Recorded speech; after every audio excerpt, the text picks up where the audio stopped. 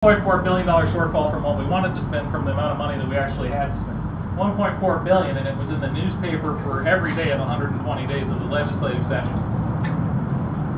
Just down the street from the Capitol, the treasurer sits on PARA, the Public Employees Retirement Association. That's the state pension system for teachers and state patrolmen and all state employees, including many legislators, most legislators. We all state pension. We were coming unglued at the Capitol building because we had to cover a $1 billion shortfall. PARA is underfunded, conservatively $30 billion, maybe as much as $50 billion in the red, an unfunded liability that we owe to the pension system as taxpayers, that we as taxpayers will pay. We don't know when we'll have to pay it, but we will pay that bill. $30 billion, 30 times larger at least than the state budget crisis that you read about every single day in the paper. How many of you heard the state treasurer of Colorado is the taxpayers' representative on that board? Have you heard a thing about that? What can truly be called a crisis? Maybe that's her call. Guess what? $30 billion unfunded liability at parent. We haven't heard a word from our taxpayers' representative on that board. That's just crazy. In the meantime, just to show you other areas where I think the treasurer and CFO should be doing a better job. While we have a $30 billion unfunded liability in our own pension system, we rent 3.5 million square feet of real estate on the open market as the government of Colorado. 3.5 million square feet of rental buildings. And we rent it the same way any other private business. We go pay whatever the charge is for that particular day. Even though the state of Colorado is a tax-exempt entity and credit-worthy and can borrow in the capital markets however it wants, we rent 3.5 million. Of that 3.5 million square feet, the largest building in that is the Colorado Department of Health. It sits in Denver, Glendale, kind of Colorado Boulevard and Cherry Creek Drive. 300,000 square feet. We've rented that building now going on 20-some years. Do you know who we rent it from? The government of Canada's pension system. Now, why do we do that? I don't know. That's not rhetorical. I don't know. Why do we do that? Why does the state treasurer, who sees that check pass through the office every day, who sits at that intersection between the legislative branch and the governor's office, not stand up and say, hey, look, number one, you should rent, any business person would tell you, especially if you have balance sheet concerns, there's no reason for you to be renting space. Or if you're going to rent, you rent for flex purposes, or so that you have employees coming or going. Well, no one actually thinks we're not going to have a health department next year. It's the largest building in government. So why don't we own that building? For what we've paid in rent in the last 20 years, we could have owned it twice by now, maybe 3 times. In a public-private partnership even, so that the private party takes care of all the controlled maintenance, so when the roof needs fixed, you fix the roof, and you don't have to go to the JVC who's short of money every year, and they say, well, let's not fix the roof this year because we need to add a program over here. And there used to be some safeguards in Colorado against that sort of thing. And Tabor is certainly one of them. Tabor says, look, you can only grow government by so much, so we have a constrained revenue environment. Thank goodness. Because that, if we didn't have that, certainly the legislature would take as much as it possibly could. And under this governor, absolutely they would take as much as they possibly could. They're doing it with fees instead of taxes now, which are the same thing. But at least we have a shot, because at some point you can call them out and say enough is enough. Well, now, we're losing because and we can get into the weeds on that subject. We're losing right now because the governor, and this is an important point,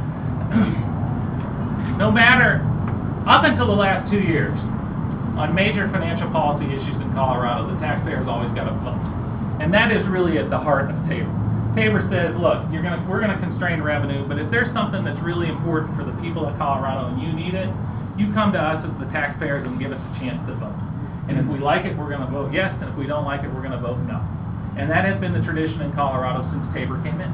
And whether it was the Democrat governor under Roy Romer, and I think back to Referendum B, or it was a Republican governor under Bill Owens, and we had water bonds and Referendum C and Referendum D, the people of Colorado always got a vote. Then arrives Bill Ritter and Kerry Kennedy. Okay? And now all of a sudden we don't vote on major things like that. We call them fees instead of taxes. We go to the Supreme Court of the state of Colorado, who, by the way, is getting a brand new $340 million office building from this administration. And we ask the Supreme Court, hey, guys, can we do this without an election? And time after time, the Supreme Court has heard us and ruled against Tabor. Now, interestingly enough, when it was a Republican governor and we were asking whether we could do multiple fiscal year financial obligations to build highways, they still said you have to vote. But when the governor comes along and says, now we want to just raise registration fees upwards of $100 per car, and we're going to use that for highways, suddenly the Supreme Court is okay with that. So I don't like to complain about the judiciary, but there needs to be some fiscal watchdog in the Capitol building calling these things out and standing up for the taxpayer, and that needs to be the treasurer, because the treasurer ought to be that independent voice in the building. Frankly, whether there's a Republican governor or a Democrat governor, that's putting financial policy and good sound fiscal policy ahead of political policy. To me, that's the treasurer's job. And I tend to trust Republicans doing that job more than I trust Democrats doing that job. But at the end of the day, Republican or Democrat legislature, Republican or Democrat governor, that treasurer needs to be an independent voice. And they need to have the knowledge and experience of working with the state of Colorado on budgetary matters so that they can call out these things. And it's easy for me to stand over and say, well, elect me state treasurer and I'll put the taxpayers first. Well, you know what? If Kerry Kennedy were standing here, the current incumbent state treasurer, she would tell you the same thing. It's just a very different point of view on what's putting the taxpayer first and what's not putting it first. Now, I've talked a long time. I'm happy to answer any question. I'll tell you one last thing, kind of a happy hour and we can have fun, about the value of a dollar. It's a story about Harriet and Frank. Used to go to the state fair all the time.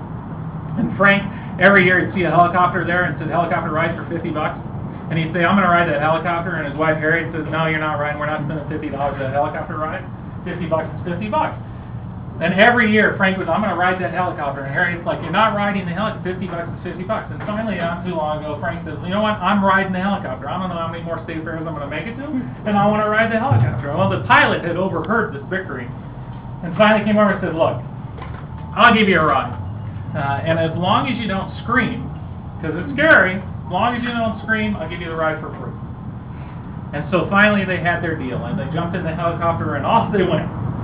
And it was scary, and he did acrobatics. He flew all over the state fairgrounds and all over the county. Came back and landed, looked at Frank and said, I'm really surprised. I thought for sure that I would get you to scream. Frank said, well, I almost said something when Harriet fell out. $50 is $50. I didn't tell you that as a fun joke, is the value of a dollar.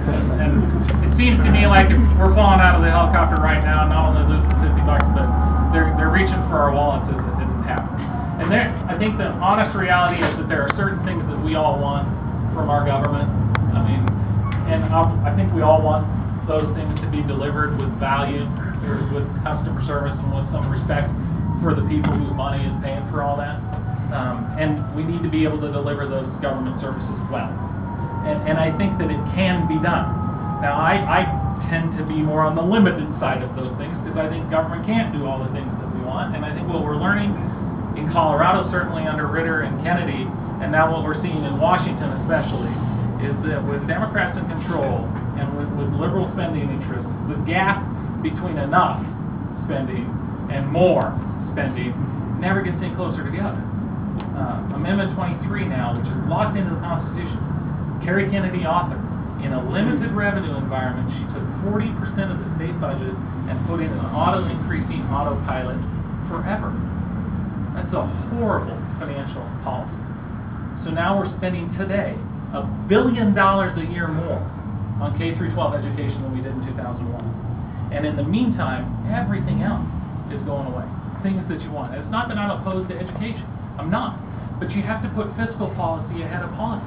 It's not just what you want. It's what do you want the most so that we can prioritize. And we've not done that very well because we've had treasurers in the past who put politics ahead of fiscal policy. And I think that needs to change. So thank you very much for coming out. It makes a big difference for people to get involved and people who care. And I know politics can sometimes be unfun and crazy, but it also can be very, very exciting and very rewarding when we can actually start to make the change and do the things that people want and deliver value from what they're paying attention. Thank you very much. I'm happy to be here and happy to answer any questions. Yes, sir. Fresh off 9 holes. I have a question, Mr. Ament. I've never participated in a candidate nomination, and if I really wanted to help you or another candidate, how would I go about getting involved in the process of, be it you or somebody